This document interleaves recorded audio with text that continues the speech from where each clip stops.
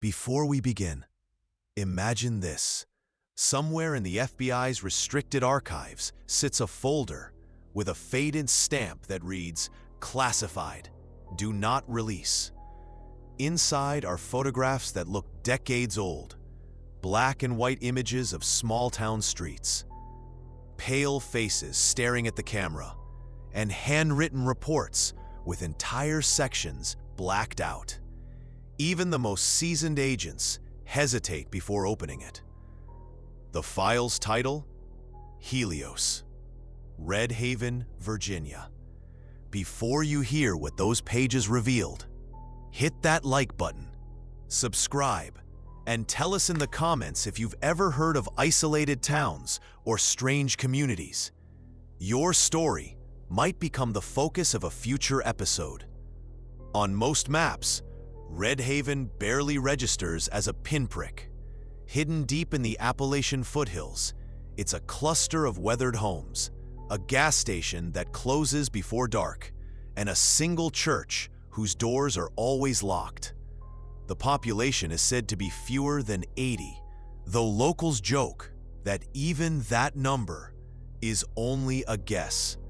Outsiders rarely visit, and those who do seldom linger. But buried in government archives is a pattern that paints a darker picture. Since the 1970s, at least 14 people have gone missing within a 20-mile radius of Redhaven. Hikers, hunters, a pair of traveling salesmen, even a college student driving home for the holidays.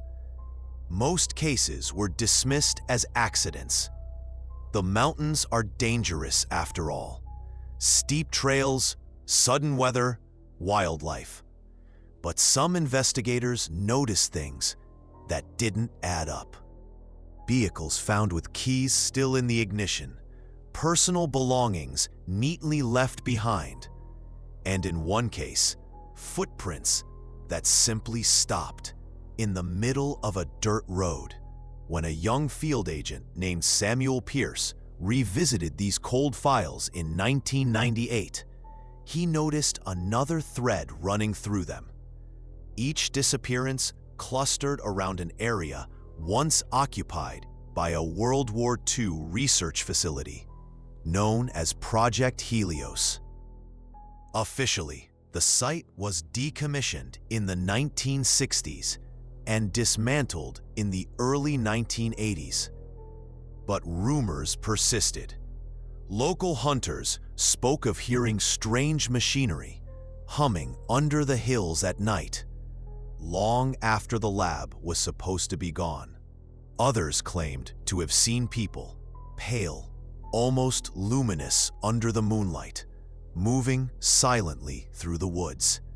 The original purpose of Helios remains speculation. Surviving documents hint at human optimization studies, experiments designed to increase strength, endurance, and mental resilience. Recruits were rumored to be orphans, prisoners, and volunteers seeking a second chance. Whatever happened there, it ended abruptly. Some say a containment breach. Others whisper about something worse. Official records end with a single word: terminated. But here's the thing. Redhaven didn't empty out when the lab closed. Families remained. For decades, they've lived quietly, avoiding attention, carrying with them the same unsettling traits: pale hair, almost silver in certain light, and eyes that seem to catch a flashlight's beam, like a cat's. They are polite to outsiders, but distant. Their voices are subdued, their movements oddly deliberate, and their gazes linger a fraction too long, leaving visitors uneasy. Ask too many questions, and the politeness wears thin, very quickly. By the mid-90s, new rumors began to surface. Old-timers spoke of a keeper of the light, a spiritual leader who preached that the community was chosen, set apart by what was done to their blood. Children were raised on stories of sacrifice, of keeping their lineage pure. Most towns have folklore. This one had rituals.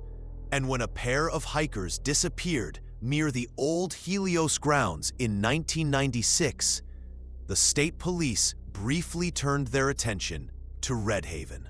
But nothing stuck. No evidence, no charges, just a town that closed ranks and shut its doors. Agent Pierce's curiosity grew into obsession. He drove into Redhaven one October evening in 1999. The leaves were turning, the mountains glowing gold and red.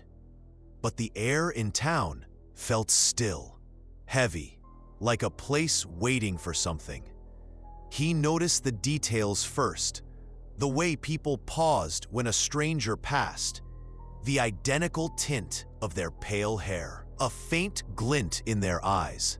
And when he mentioned Helios, conversations ended. Phones stopped working, or maybe they simply weren't answered. The first clue didn't come from Redhaven at all.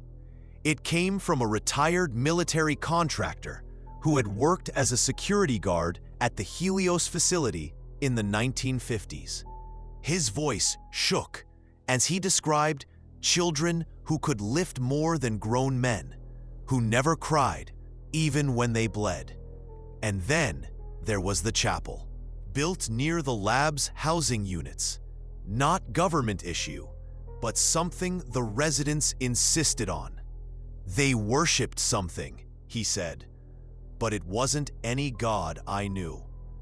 By the time Pierce returned to the town a second time, reports of another disappearance. A young fisherman, his truck found idling by the river, had finally reached federal desks. This time, the questions would be harder to ignore. But Redhaven had a way of hiding its secrets. And what Pierce would find in the weeks that followed would haunt him for the rest of his career.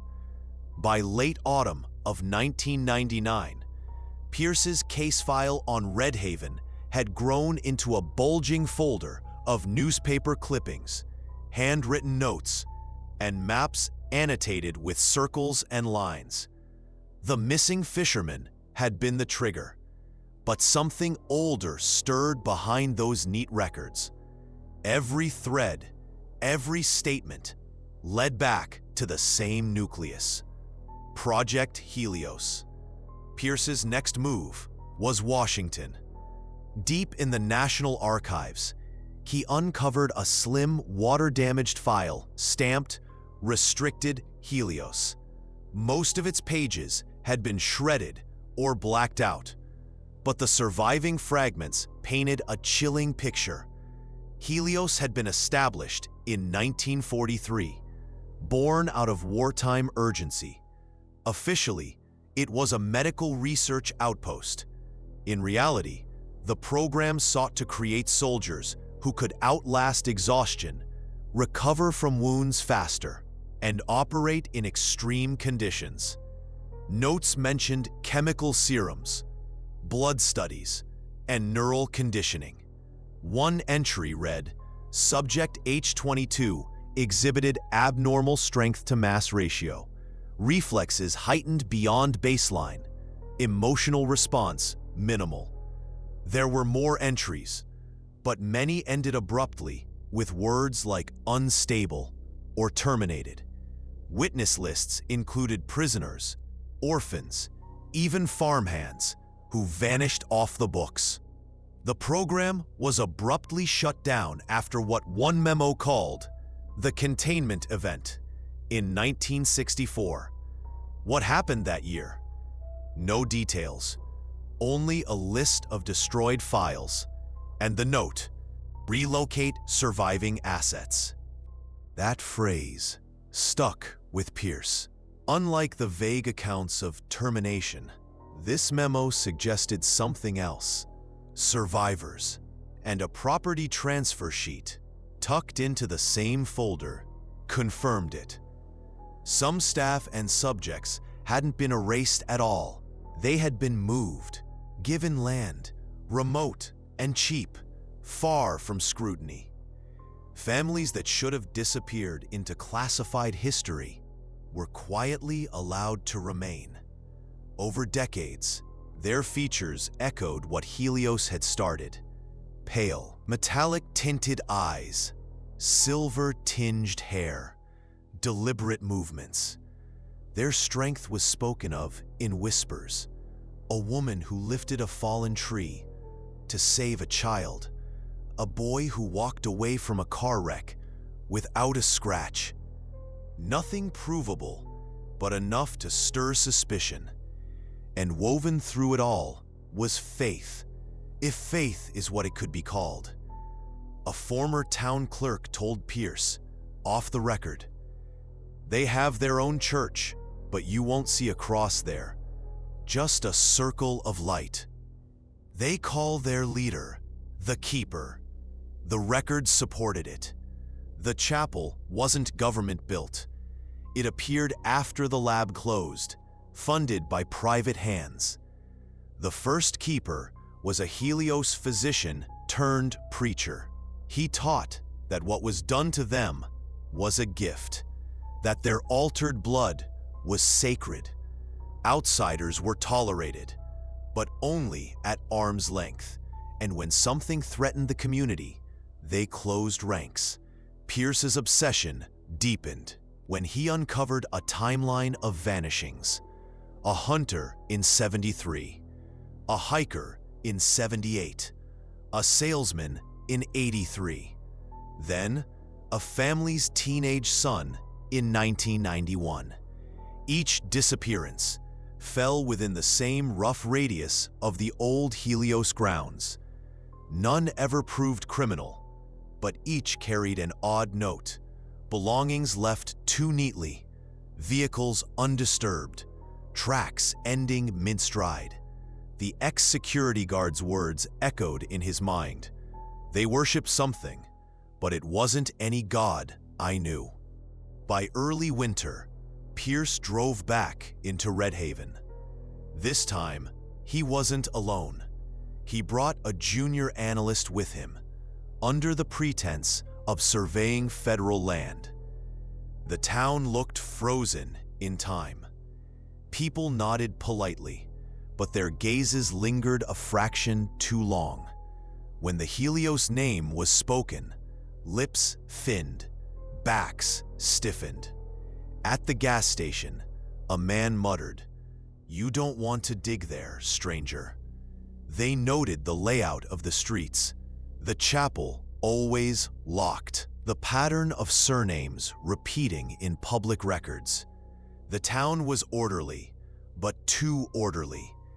Every detail carried the weight of being carefully maintained, as though nothing was allowed to change. For Pierce, the case was no longer about hikers lost in the mountains. It was about something older, something deliberately hidden. And the more he studied, the more he felt it. An invisible wall of silence, as though Redhaven itself was warning him away. What he didn't know was that the next disappearance would happen under his watch. By mid-winter, Pierce and his analyst had begun to sense the edges of something tightening around Redhaven. Every question they asked seemed to close another door. Records at the courthouse showed the same surnames repeated for decades, like a deck shuffled but never changed. A former sheriff, now living 2 counties away, agreed to speak only off the record.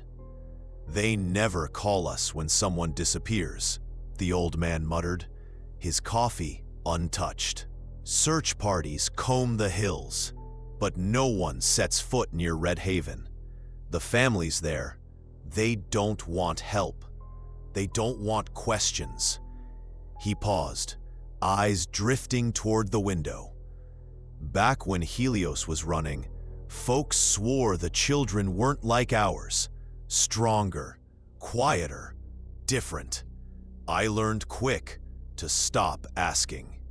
3 nights later, it happened again. Pierce and his analyst were tracing logging trails north of town when they spotted hazard lights glowing faintly through the trees. Expecting a stranded driver, they pulled over. What they found instead made Pierce's stomach twist. A car sat idling at the trailhead, exhaust spilling into the night air. The driver's door was open, the purse still on the seat, phone untouched. Snow had only just begun to settle, clean and unbroken, except for a single set of footprints leading into the woods. They stretched 20 paces and then ended mid-stride, as if the woman had been erased from the world. Her name was Laura Harper, 24 years old. She had called a friend earlier, saying she'd be home by midnight. She never made it, and now her car was humming in front of them, as if she had stepped out only moments earlier. The immediacy rattled Pierce. For years, the case files had been cold print on yellow paper. Now, the pattern was unfolding under his own watch, close enough to touch. His analyst whispered the thought neither wanted to voice. They know we're here.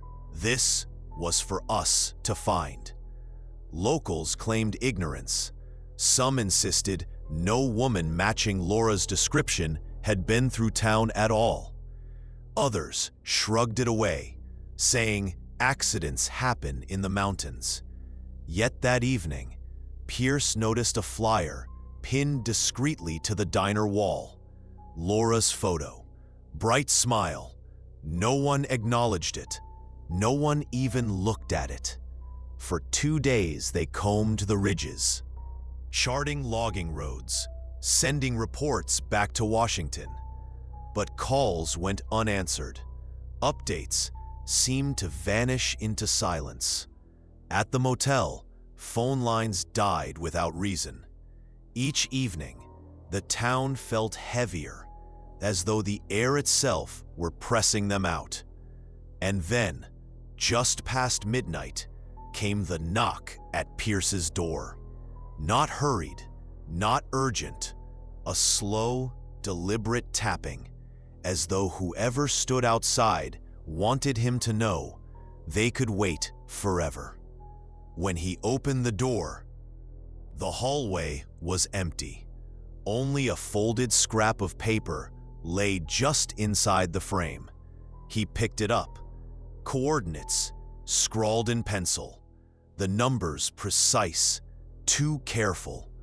The paper smelled faintly of oil, as if torn from an old ledger. Pierce turned it over, half expecting another message.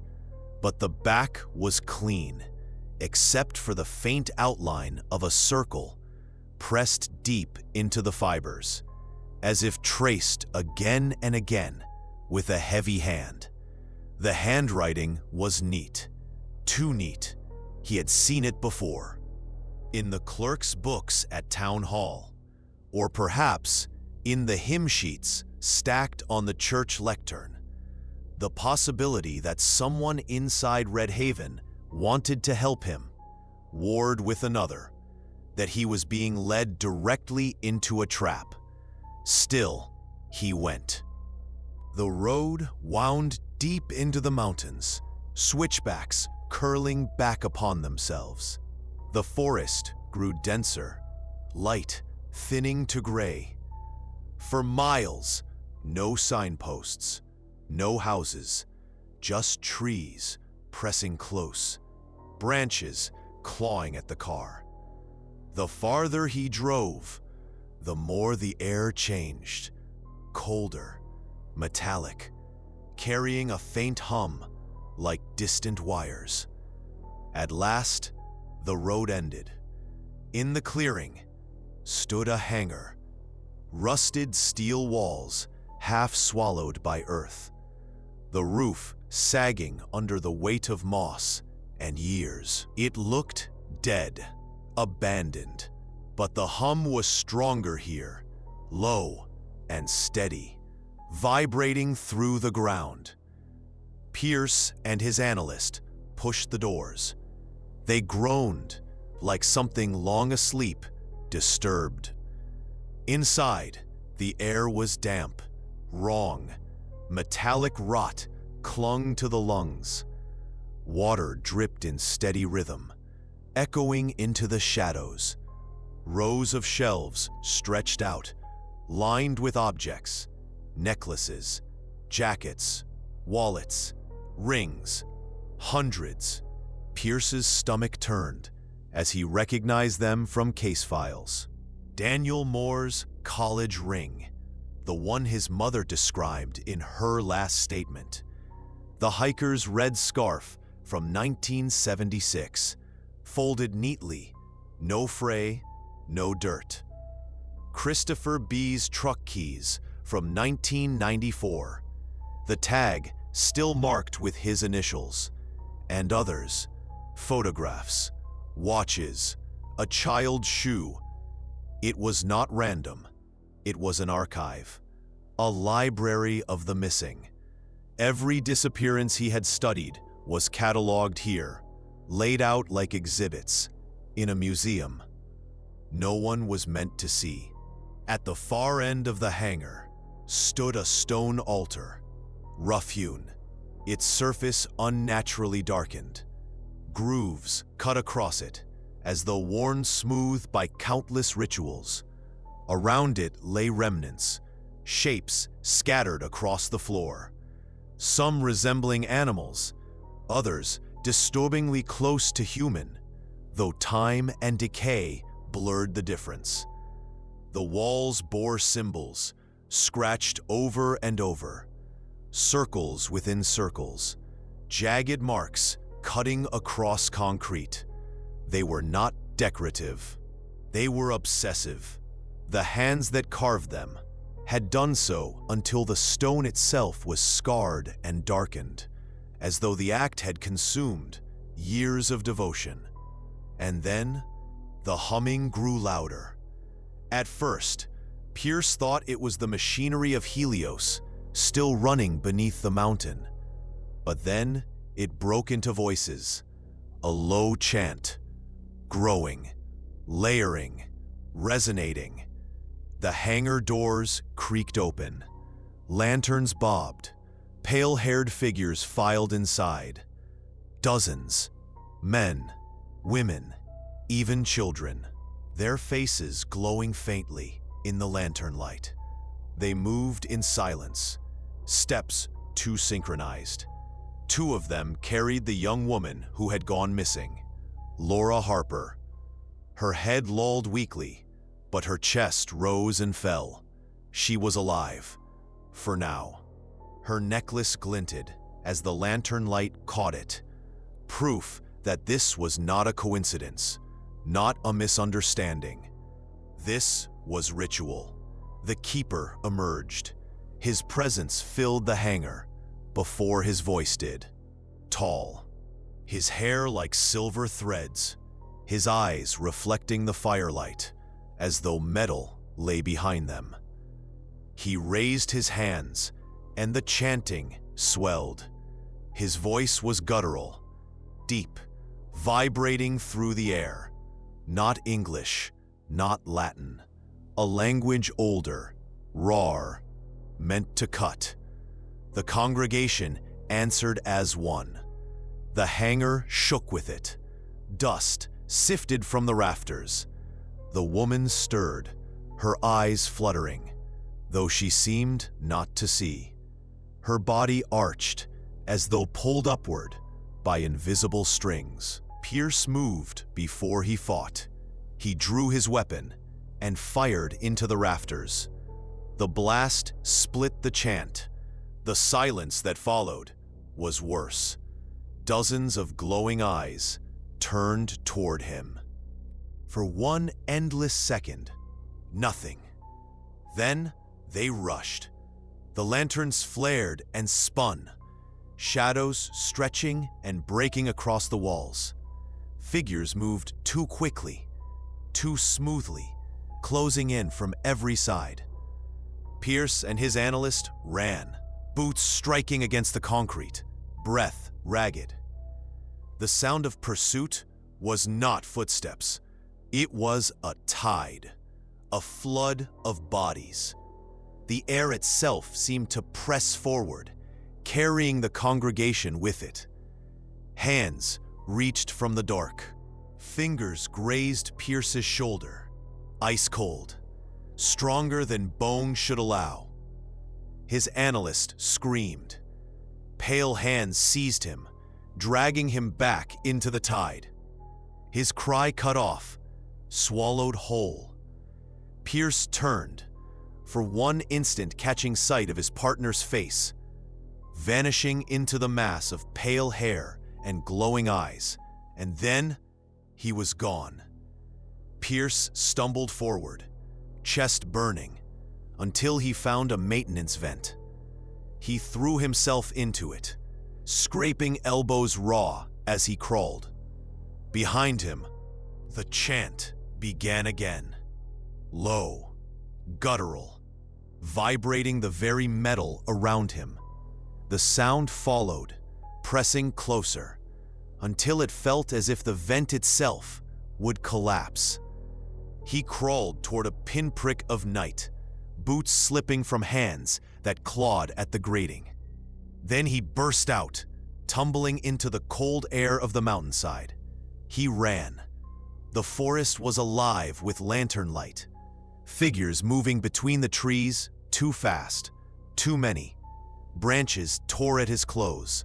The chant did not fade. It chased him, echoed through the hills, carried on air that should have been still.